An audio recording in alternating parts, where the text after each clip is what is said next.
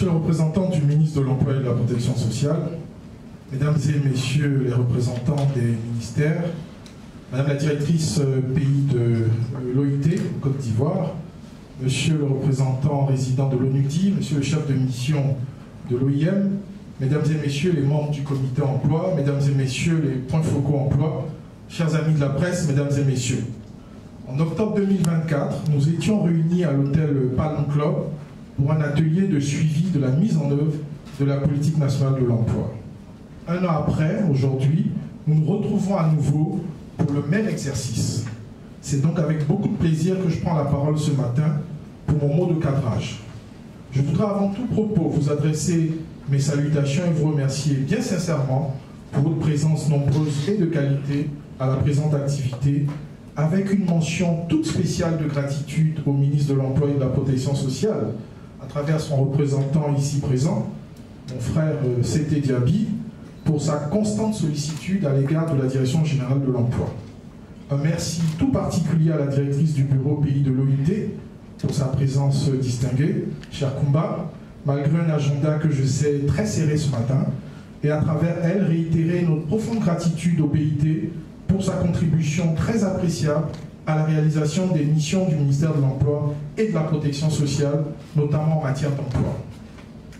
Merci également aux représentants résidents de l'ONUDI, mon ami et frère Tidiane, pour sa constante disponibilité et pour la qualité des relations de coopération avec sa structure.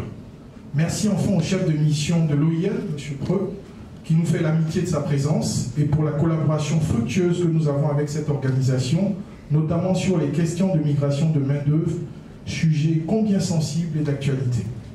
Monsieur le représentant du ministre, Mesdames et Messieurs, l'atelier auquel nous assistons aujourd'hui marque une nouvelle étape d'un parcours entamé depuis l'élaboration et la validation du document de politique nationale de l'emploi sur la période 2021-2025 par l'ensemble des acteurs nationaux et des partenaires techniques et financiers œuvrant dans le champ de l'emploi et de la formation.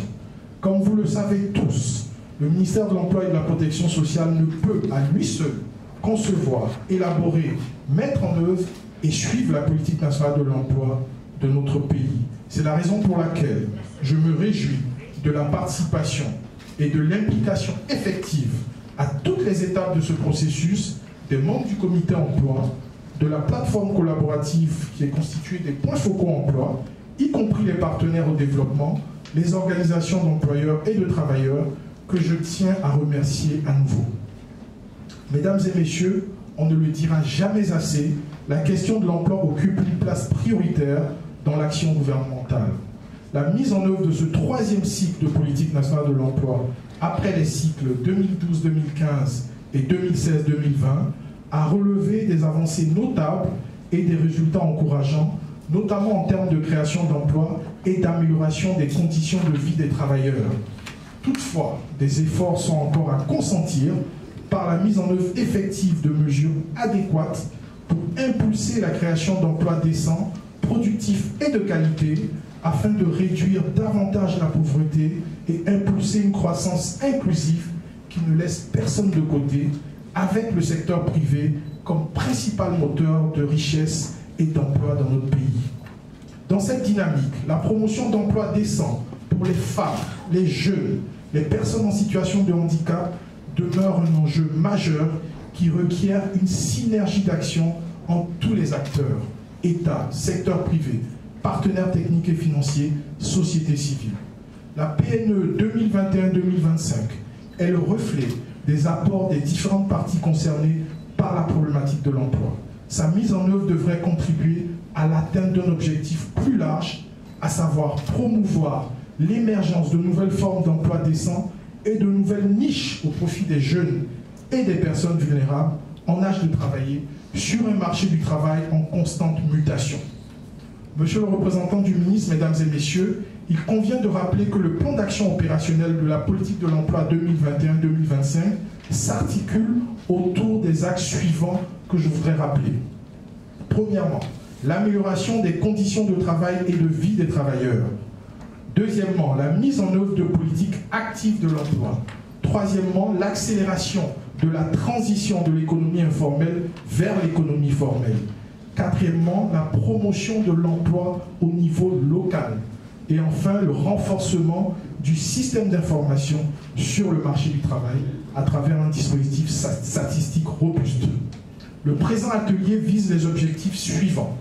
Faire le point d'exécution des activités planifiées, identifier les difficultés liées à leur mise en œuvre, formuler enfin des recommandations pour une mise en œuvre réussie et l'atteinte des objectifs fixés. À ce stade de mon propos, je voudrais insister sur l'importance du suivi pour mieux comprendre ce qui fonctionne bien, mesurer les progrès réalisés, mieux identifier les défis à relever et ajuster ainsi les stratégies pour atteindre les objectifs assignés. Mesdames et messieurs, ce qu'il faut pour gagner le pari de l'emploi, et nous l'avons tous compris, c'est une approche holistique globale pour que la croissance économique de notre pays s'appuie sur un secteur privé dynamique qui crée la richesse et des emplois de qualité pour le plus grand nombre. Tout comme il nous faut aussi des mécanismes efficaces pour développer l'auto-emploi, notamment dans un cadre de programme cohérent de développement sectoriel. Avec en prime, et cela me paraît fondamental, des mesures structurelles, pertinentes et adaptées pour un environnement des affaires, vecteur d'opportunités d'emploi. À cet effet, il convient de noter, et cela a été dit avant moi, que la tenue du présent atelier intervient dans la foulée de la ratification toute récente par le président de la République de la Convention 122 de l'OIT sur la politique de l'emploi, qui vise à promouvoir le plein emploi productif.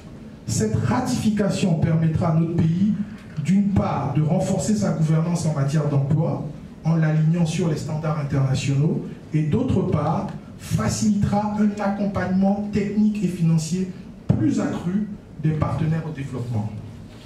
Mesdames et messieurs, avant de clore mon propos, permettez-moi de remercier à nouveau chaleureusement l'ensemble des acteurs ayant contribué à la mise en œuvre de la politique de l'emploi 2021-2025, démontrant ainsi leur engagement pour l'amélioration continue de nos actions pour l'emploi. Je voudrais enfin appeler au renforcement de la synergie d'action et à un dialogue plus inclusif pour l'emploi. J'associe à ces remerciements, bien entendu, l'équipe de la Direction générale de l'emploi pour la préparation de la présente rencontre.